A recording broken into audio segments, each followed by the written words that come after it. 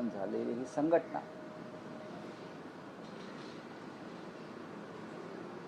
या संघटनेला ही संघटना 6 महिनेही टिकणार नाही, शिवसेना असं तेव्हा बोललं जात होतं चेष्टेने. आणि मुंबई ठाण्याच्या पलीकडे ही शिवसेना जाणार नाही असे अंदाज ज्यांनी मांडले ते फोल ठरले. शिवसेनेनं मुंबई ठाणे महाराष्ट्र काबीज केला, दिल्लीपर्यंत पोहोचली आणि शिवसेनेनं 60 वर्षाची घोडदौड केली. कोणत्याही राजकीय पक्षाच्या प्रवासात चढ उतार येत असतात. प्रवाह कधी खळखळत जातो, कधी थांबतो, कधी संथ होतो. हिंदुहृदय सम्राट शिवसेना प्रमुख बाळासाहेब ठाकरे यांच्या काळात सुद्धा आम्ही अनेक चढ उतार पाहिले. बाळासाहेबांना सुद्धा अनेक धक्के पचवावे लागले. स्वकीयांकडून त्यांचा अनेकदा घात झाला, पाठीवर वार झाले. बाळासाहेब ठाकरे व्याकुळ होऊन कधीतरी म्हणायचे की माझ्या पाठीवर इतके वार झाले आहेत की आता वार झेलण्यासाठी माझ्या पाठीवर जागा उरलेली नाही. त्याच्यामुळे आज जे काय घडत आहे त्याचं आम्हाला आश्चर्य वाटण्याचं कारण नाही. शिवसेना प्रमुख आम्हाला नेहमी एक उदाहरण द्यायचे की छत्रपती शिवाजी महाराजांनी हिंदवी स्वराज्य स्थापन केलं, ते करताना त्यांना सगळ्यात जास्त अडथळे आले ते स्वकीयांचे. शिवाजी महाराजांनी किमान 200 लढाया या स्वकीयांबरोबरच त्यांना लढाव्या लागल्या. तेव्हा कुठे त्यांना आपलं कार्य, आपला झेंडा फडकवता आला. आणि ते जीवन, तो संघर्ष शिवसेनेच्या वाट्याला आला. कारण शिवसेना हे छत्रपती शिवाजी महाराजांचंच कार्य पुढे नेते. त्याच्यामुळे सूर्याजी पिसाळ, खंडोजी खोपडे, ब्रुटस, मीर जाफर हे आमच्या वाट्यालाही आले. आता 4 वर्षापूर्वी आमच्यामध्ये एक मीर जाफर निर्माण झाले किंवा ब्रुटस निर्माण झाले म्हणून ते शिवसेनेचं कार्य थांबलं नाही, ते चालूच राहील. आमदार आणि खासदार एवढ्यापुरतं शिवसेनेचं कार्य नाही. एक विराट संघटना बाळासाहेबांनी उभी केली आणि ती संघटना जमिनीवरची संघटना. मधमाशांना जसे तुम्ही किती मधमाशाची पोळी काढली तरी नवीन नवीन मधमाशांची पोळी आणि मुंग्यांची बारोळं निर्माणच होत असतात, तसं शिवसेनेचा आज हा 60वा वाढदिवस आहे. एका विशिष्ट वातावरणामध्ये हा वाढदिवस साजरा होतो आहे. षण्मुखानंद हॉलमध्ये शिवसेना पक्षप्रमुख उद्धव ठाकरे हे नेहमीप्रमाणे मार्गदर्शन करतील. इतर महत्त्वाचे कार्यक्रम आहेत. त्याच्यामध्ये आम्ही ठरवल्याप्रमाणे सध्या महाराष्ट्रात गाजत असलेले कवी, दंगलकार म्हणून जे प्रसिद्ध आहेत कवी नितीन चंदनशिवे यांचा एक कार्यक्रम कवितांचा आहे. त्यानंतर तरुणांमध्ये लोकप्रिय असलेले स्टँडअप कॉमेडियन म्हणून ज्यांचा आपण नेहमी उल्लेख करतो ते मंदार भिडे यांचा एक कार्यक्रम आहे आणि नेत्यांची भाषणं असते. महाराष्ट्राच्या कानाकोपऱ्यातून शिवसैनिक आणि शिवसेनाप्रेमी जनता ही कालपासूनच मुंबईला यायला निघालेली आहे. काही ठिकाणी शिवसैनिक हे आंदोलनामध्ये अडकलेले आहेत. गद्दारांचे अंत्ययात्रा काढण्यात, गद्दारांचे पुतळे जाळण्यात. कारण शिवसेनेच्या वाटचालीमध्ये हा एक महत्त्वाचा टप्पा सातत्यानं येत गेला. गद्दारांना अग्नी देणं किंवा गद्दारांचे अंत्यसंस्कार करणं, हे अधूनमधून असे कार्यक्रम आमच्या वाट्याला येत असतात. ते छत्रपती शिवरायांच्या वाट्याला सुद्धा आले. ज्यांनी मोठ्या चळवळी उभ्या केल्या त्या चळवळीचे दुःख आहे. मग डॉक्टर बाबासाहेब आंबेडकरांची चळवळ असेल, शिवसेनेची चळवळ असेल किंवा शरद पवारांची संघटना असेल, प्रत्येकाला या संकटातून जावं लागलं. रावसाहेब, तुम्ही म्हणालात की गेल्या 60 वर्षात पक्षाने अनेक चढउतार पाहिले, यश अपयश बघितलं, अनेक नेते पक्षातून फुटले, पण असं पहिल्यांदाच झालं की 60 वर्षात शिवसेना दोनदा फुटली, तेही 4 वर्षात दोनदा फुटला. 2022 आणि आता 2024. मी त्याला फुटली असं म्हणत नाही. माणूस फुटतो कधी? एक वैचारिक वारसा घेऊन फुटतो, एखाद्या विचारासाठी फुटतो किंवा बाहेर पडतो. जर तू स्वतःला विकण्यासाठी बाजारात उभं केलं आहे लिलावात, आणि तुला कोणी विकत घेतलं त्या लिलावात, तर त्याला फुटणं म्हणत नाही विचारासाठी, त्याला विकणं म्हणतात. तसे आमचे 6 लोक 2 दिवसापूर्वी बाजारात उभे राहिले राजकीय गोलपिठ्यात, आणि त्यांनी स्वतःची बोली लावली, आणि ती बोली जी आहे त्यांनी दिलेल्या बोलीवर त्यांना विकत घेतलं गेलं. फुटले काय मोठा महान विचार घेऊन ते फुटले? काय विचार काय आहे? एकाला तरी विचारा त्यांना शिवसेनेचा काय विचार माहिती आहे. आता मला गंमत वाटते, काल ते जळगावच्या मावशीबाई जामनेरच्या सांगत होत्या काय, त्यामुळे काँग्रेसच्या मांडीवर शिवसेना बसल्यामुळे हे 6 लोक सोडून गेले. अरे मावशे, हां, ती तमाशातली मावशी असते ना, हां, अशा मावश्या सगळ्या भाजपमधल्या. महाविकास आघाडीमध्ये काँग्रेस पक्ष आहे, आणि त्या काँग्रेस पक्षाच्या मदतीनं हे 6 लोक निवडून आले ना काही ठिकाणी. तेव्हा तुम्हाला माहीत नव्हतं महाविकास आघाडीत काँग्रेस आहे? ते माहीत होतं ना की महाविकास आघाडीमध्ये काँग्रेस पक्ष आहे, राष्ट्रवादी काँग्रेस पक्ष आहे. हे त्या 6 लोकांना माहीत होतं ना. आता मोठं सांगतायत तुम्ही. आणि काँग्रेसचा या मावशीबाईला जामनेरच्या काँग्रेसचा एवढा तिटकारा कशा करताय? या काँग्रेसमुळे देशाला स्वातंत्र्य मिळालं, तुम्ही काय केलं? या काँग्रेसमुळे देशाला स्वातंत्र्य मिळालं, लोक तुरुंगात गेले, काँग्रेसचे क्रांतिकारक झाले. तुम्ही दाखवा ना एक क्रांतिकारक देशासाठी ज्याने आपला प्राणाचा त्याग केला, असं कोणी आहे का तुमच्याकडे भारतीय जनता पक्षामध्ये? आम्हाला सांगा. तेव्हा उगाच हे बोलू नका काँग्रेसचे नावं घेऊन. आणि काय ते म्हणे बंड केलं. कसलं बंड? बंड भगतसिंगांनी बंड केलं, 50 कोटी घेतले होते काय? राजगुरूने क्रांती केली, 100 कोटी घेतले होते. बंड आणि क्रांतीला बदनाम करू नका. भारतीय जनता पक्षाच्या लोकांनी कधी स्वातंत्र्याच्या काळात किंवा इतरत्र कोणतेही बंड किंवा क्रांती केली नसल्यामुळे त्यांना बंड आणि क्रांतीची व्याख्या माहीत नाही.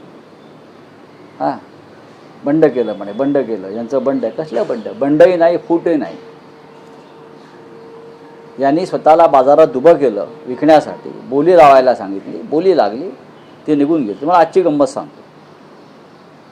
अजूनही हे लोक मुंबईत नाही आहेत. यांच्यामध्ये मंत्री कोणी घ्यायचं ह्याच्यावरून वाद सुरू झालेले आहे. तेव्हा तोडगा असा निघालेला आहे की मंत्रिपद एकालाच मिळेल, आणि त्याची भरपाई म्हणून उरलेला 5 जणांना आणखीन 25 कोटी रुपये देतो. पण तुम्ही आता गोंधळ घालू नका.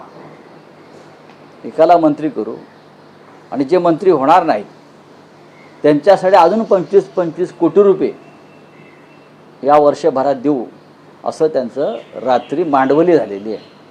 त्यांच्याकडून तुम्ही बंडाची किंवा विचारांची काय अपेक्षा करताय?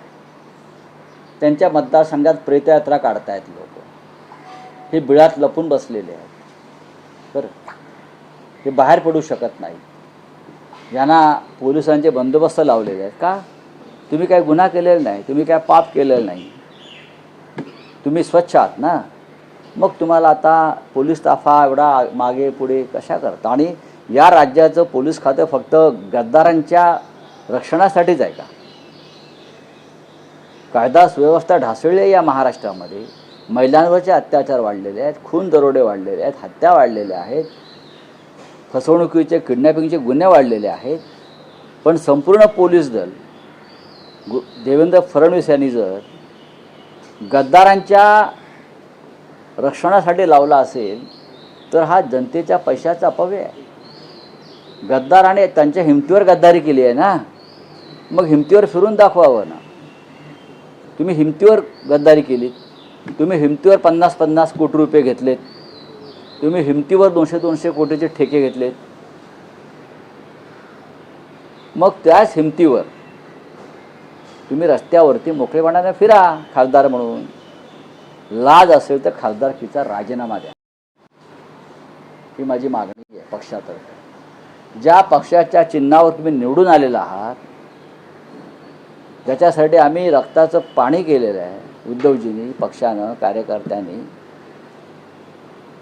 थोडी जरी लाज शिल्लक असेल, ज्यांनी खोट्या शपथा घेतल्या आपल्या आईबापांच्या आणि साईबाबांच्या आणि आई भवानीच्या, त्यांनी त्यांच्याकडनं काय अपेक्षा करा? राजीनामे द्या आणि उघडपणे जनतेला सामोरे जा. होय, आम्ही राजीनामा दिला आणि आम्ही पुन्हा निवडणुकीला सामोरं जातो. तुमच्यात हिंमत असेल ना तर एक करा. माझं त्या भाजप जे लोक त्यांचं जे काय समर्थन करतात त्या गद्दारीचं ना, मी काल सांगितलं आहे आणि हे सगळ्यांचं माझ्या पक्षाच्या वतीनं मी सांगतो. अर्धा तास फक्त ED CBI मिळू द्या. भाजपचे महाराष्ट्रात 7 तुकडे होते आणि सगळ्यात आधी पक्ष सोडणाऱ्यामध्ये गिरीश महाजन असते. एवढ्या भानगडी आहेत त्याच्या. जे 6 खासदार गेले त्यांच्यामधून ओमराजे निंबाळकरांकडून अशी माहिती मिळते की मी कुठल्याही पत्रावर सही केली नाही, माझ्या वडिलांच्या बाबतीतला जो निकाल आहे तो लागल्यानंतर मी पुढे नाही. काय बघा, असं काही नाही, असं काही नसतं. ते जेव्हा पक्षाचा आदेश येतो, जेव्हा पक्षादेश असतो, ज्या पक्षानं तुम्हाला आमदार केलं, एकदा 2-1 वेळा खासदार केलं, तेव्हा पक्षाचा आदेश आणि पक्ष संकटात असतो, तेव्हा तुम्हाला किमान 4 तास काढावे लागतात. कोर्ट घरात भरत नाही ना. कोर्ट घरात भरतं का? कोर्ट पुण्यात तर भरत नाही ना. आम्हाला का शिकवता? पण ईशान्य मुंबईमध्ये संजय दिना पाटील तुम्ही भावांनी जोर लावला, ती जागा निवडून आली. शिवसेनेमुळेच जिंकले. खरं म्हणजे त्यांना जायचं काहीच कारण नव्हतं. काय त्यांना जायचं कारण काय होतं? त्यांच्या मुलीला तिकीट दिलं. निष्ठावंत आमच्या महिला कार्यकर्त्याला डावलून यांच्या हट्टासाठी, फॅमिली कौटुंबिक हट्टासाठी आम्ही त्यांच्या मुलीला तिकीट दिलं. सगळ्यांचा विरोध होता. मुलींना वर्धापन दिनाच्या शुभेच्छा दिल्यात. त्या सोबत आहे. उद्धव बाळासाहेब ठाकरे पक्षाबरोबरच आहेत. वडिलांचं काय विचारा? वडील तर म्हणाले की काल तुम्हाला पण सांगितलं त्यांनी की मी येतोय. मग काय नाही आले? आम्ही वाट बघत होतो ना. आम्ही काल खासदार संजय दिना पाटील शिवसेनेचे यांची काल दिल्लीमध्ये आम्ही वाट पाहत होतो आणि आम्हाला खात्री होती की ते येतील व्हीप बजावल्यावरती. त्यांना यावं असं का वाटलं नाही? काल पक्ष संकटातून जात असताना, संकटाशी झुंज देत असताना आपलं कर्तव्य बजावावं असं ज्यांना वाटलं नाही, त्यांनी आता उगाच कशा करता कोणी अकलेचे तारे तोडावे. प्रमुखांची बैठक बोलवली आहे. या बैठकीमध्ये उद्धव ठाकरे काही आदेश देणार, जे 6 ठिकाणी जे खासदार फुटले. नाही, आदेश देतील ना ते आज बैठकांना. तुम्ही जे म्हणताय की अधिकृत भूमिका असणारी पक्षाची की यापुढे या खासदारांना कळेल तुम्हाला. रावसाहेब 6 खासदार फुटल्याचं हे ऑपरेशन टायगर सक्सेस झाल्यानंतर आता पुढच्या टप्प्यामध्ये 50 नगरसेवक संपर्कात आहेत. शिंदे तुमच्या माहितीसाठी सांगतो तुम्हाला, तुम्ही आजचा वॉशिंग्टन पोस्ट वाचा किंवा न्यूयॉर्क टाइम्स वाचा. त्याच्यामध्ये तुम्ही जे म्हणता ना हे फुटणार 50, परवा मोदी आणि ट्रम्पची भेट झाली. दोघे बोलतायत बघा, कोणत्या भाषेत बोलतात ते माहीत नाही, पण ते बोलतायत दोघे असे एकदम. त्यात मोदी ट्रम्पला सांगतायत, बाबा ट्रम्प सावध, तू शिंदे इकडे येतोय, तुझे 40 खासदार फोडतोय म्हटलं. असं मोदींनी ट्रम्पला सांगितलं आहे. तुम्ही जे प्रश्न विचारताय ना ते निरर्थक आहे. असं काय कोण आहे 50 फोडणार, 60 फोडणार? ज्यांना विकत जायचं आहे ते कुठे नाही जातील ना. यांची काय हिंमत आहे फोडण्याची? मी मगासपासून म्हणतोय ना, सत्तेवरती बसलेला आहात. ठेकेदारीचा आणि महाराष्ट्राचा लुटीचा पैसा आहे. हा लुटलेला पैसा, अमर्याद पैसा तुमच्याकडे आहे, त्या पैशाचा हा माज आहे, हा माज उतरला जाईल. नाही राऊत साहेब, यात एक व्यापक स्तरावर विश्लेषण असं केलं जात आहे की लोकसभेत नारी शक्ती विधेयक, त्यानंतर डिलिमिटेशन विधेयक, अशी जी महत्वाकांक्षी विधेयकं होती, जी अमित शहांची विधेयकं मानली जात होती, ती मंजूर करण्यासाठी स्वतः अमित शहांनी प्रादेशिक पक्षाच्या नेत्यांना फोन केले होते. अगदी ममता बॅनर्जी, उद्धव ठाकरे आणि अन्य स्टॅलिन पासून सगळे, या कुणीही त्यांना सहकार्य केलं नाही. हे विधेयक लोकसभेत कोसळलं. बरं, आणि मग त्यामुळे हे आता विश्लेषण जे सगळं चुकीचं सुरू आहे. राष्ट्रीय हे राजकारणात. विश्लेषण चुकीचं आहे पूर्णपणे. नंबर गेमसाठी हे सगळं मग नंबर गेमसाठी आम्ही आमच्या पक्षाचा बळी द्यायचा का? तुमच्या नंबर गेमसाठी आम्ही आमच्या प्रादेशिक अस्मितेचा बळी द्यायचा का? उद्या तुम्ही नसाल अमित शहा हे काय त्या संजीवनी गुटिका खाऊन जन्माला आलेले नाहीत ना? नाही, द्रोणागिरी पर्वतावरची पुणे अमर आहे का? आप बोलिए. सर, आपने कल एक ट्वीट किया ऑपरेशन तुड़वा, उसको लेके पुलिस ने भी लेटर दिया है कि कहा है कि सबको देखना है, और एकनाथ शिंदे की पार्टी की तरफ से संजय पाटिल हैं, किशोर पाटिल है, उनका बयान आया कि अगर किसी का बाप भी आ जाएगा तो वो जो एमपीज हैं उनको तुड़वा नहीं कर पाएगा. अच्छा, तुम्हारा बाप का नाम बताइए, बोलो असली बाप का नाम बताइए. हमारे बाप का नाम बाला साहब ठाकरे है. तुम बोल सकते हो तुम्हारा बाप का नाम बोल सकते हो? शिवसेना के बाप का नाम बाला साहब ठाकरे है. ये देखिए, छोड़ दीजिए, ये सब बिके हुए लोग हैं. ये पैसे के पीछे वो लोग पागल हो गए हैं. उनको ना कोई निष्ठा है, ना लॉयल्टी है. गांजा पीते हैं, नशा करते हैं और इस प्रकार की बातें करते हैं. और क्या है? आप क्यों ध्यान देते हो? आपको मालूम है किशोर पाटिल कहाँ से आते हैं? आपको मालूम है? आपको मालूम नहीं है तो आप ये सवाल नहीं पूछना चाहिए. किशोर पाटिल जैसे लोग जो है, मैं उनको नहीं पहचानता हूँ. मुझे मालूम नहीं आदमी कौन है और आप उनके नाम से मुझे सवाल पूछ रहे हो. सर, हेडलाइन चल रही है एक न्यूज चैनल. हेडलाइन कौन चलाएगा? हेडलाइन तो किसकी भी चलती है ना. आजकल गद्दारों की बड़ी हेडलाइन चलती है, निष्ठावान हेडलाइन नहीं चलती मीडिया में. NDTV पे चली हुई हेडलाइन. सर, आपने हमेशा राहुल गांधी की लीडरशिप को सपोर्ट किया है. राहुल गांधी का आज बर्थडे है, आपने ट्वीट करके उनको विश भी किया है. देखिए, राहुल जी देश के नेता है. राहुल जी एक लोकप्रिय नेता है. राहुल संघर्ष करते हैं, जिसकी आज ज़रूरत है. राहुल सच बोलते हैं और राहुल के लीडरशिप ने ही मोदी जी को सबसे बड़ा चैलेंज खड़ा किया है. इसलिए तो चल रही है ना. 2029 में राहुल जी के नेतृत्व में हम सरकार बनाएंगे केंद्र में. मैं आपको बोल रहा हूँ, ये मोदी और शाह को मालूम है. इसीलिए तो ये पार्टी तोड़ने का जो और स्टेट तोड़ने का जो कार्यक्रम चल रहा है ना, वो वही डर के मारे चल रहा है. 2029 में हम सरकार बनाएंगे राहुल जी के लीडरशिप में, दिल्ली में, केंद्र में. ये डर है ये लोगों के मन में. इसलिए राहुल जी को आज पूरा देश, उनका जो आज बर्थडे है, जन्मदिन है, पूरा देश उनको शुभकामनाएं दे रहा है कि राहुल जी आगे बढ़ो, हम आपके साथ हैं. सर, MP तोड़ने का काम हो रहा है देश में, जो तोड़ने का काम हो रहा है पंजाब के बाद बंगाल के बाद महाराष्ट्र, और ये जो सारे तोड़ने का काम हो रहा है, आपके पॉलिटिकल एक्सपीरियंस से आपको क्या लगता है कि ये क्यों किया जा रहा है तोड़फोड़? ये इसलिए कि ये बीजेपी डरी हुई है. 2029 तक वो किसी रीजनल पार्टीज को कांग्रेस के साथ जो काम कर रहे हैं उनको नहीं रखना चाहती. दूसरी बात, ये 8 से 50 वाला लोकसभा का आंकड़ा लेकर संविधान में बदल करेंगे. संविधान बदलने के बाद डेमोक्रेटिक सिस्टम ख़त्म करेंगे और इस देश में वो प्रेसिडेंशियल सिस्टम लाना चाहते हैं, हुकुमशाही, तानाशाही. इसलिए सब चल रहा है, लेकिन हमें होने नहीं दें. सर, कल सुनेत्रा पवार जाके अमित शाह से मिली. अब ये भी हो रहा है कि जो शरद पवार के एमपीज हैं उनको भी तोड़ने का काम देखेंगे ना. यही काम है ना दिल्ली वालों का, तोड़ने का. और किसको मैंने बोला ना, कल मोदी और ट्रम्प की जो मीटिंग हो गई, आपने फ़ोटो देखा होगा. मोदी जी को ट्रम्प को बता रहे हैं कान में, तो ये बता रहे हैं कि आपके भी एमपीज शिंदे तोड़ने को आ रहा है, सरकार संभालो आपकी. आप देखो, इस प्रकार की बातें करते हैं लोग।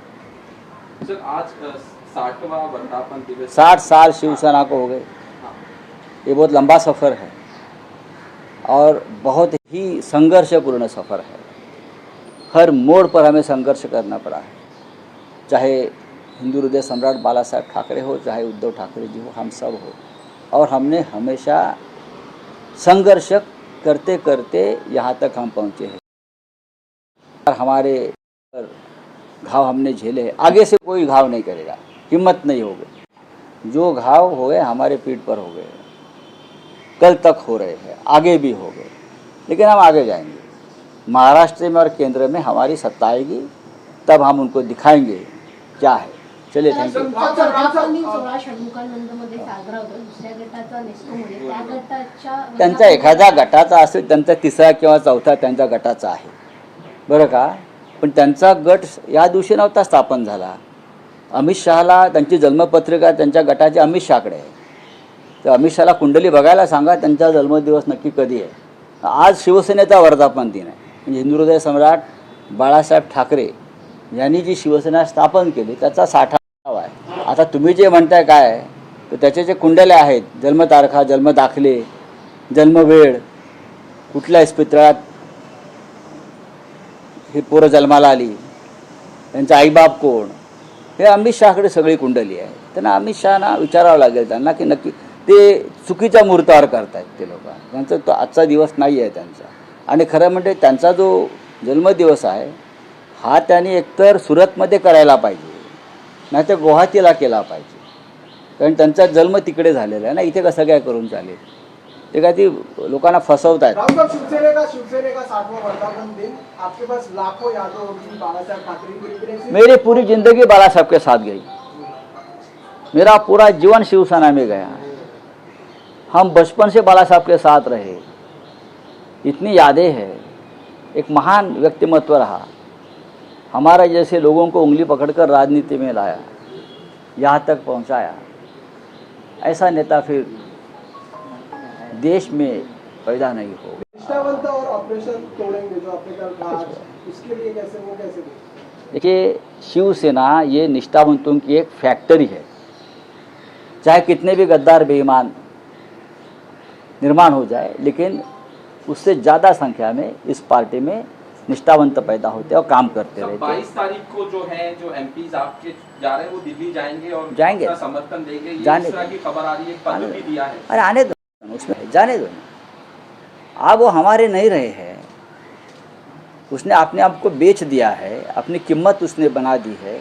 50 करोड़ 60 करोड़, अभी बोला ना मैंने, अभी एक मंत्री के लिए 6 लोगों में झगड़ा चल रहा है, कौन मंत्री बनेगा।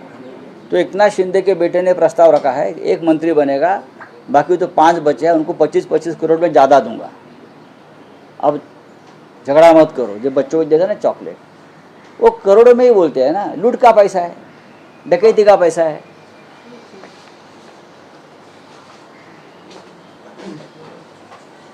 कोण फिरकत नव्हते, त्यांच्याच त्या विभागातले आमदार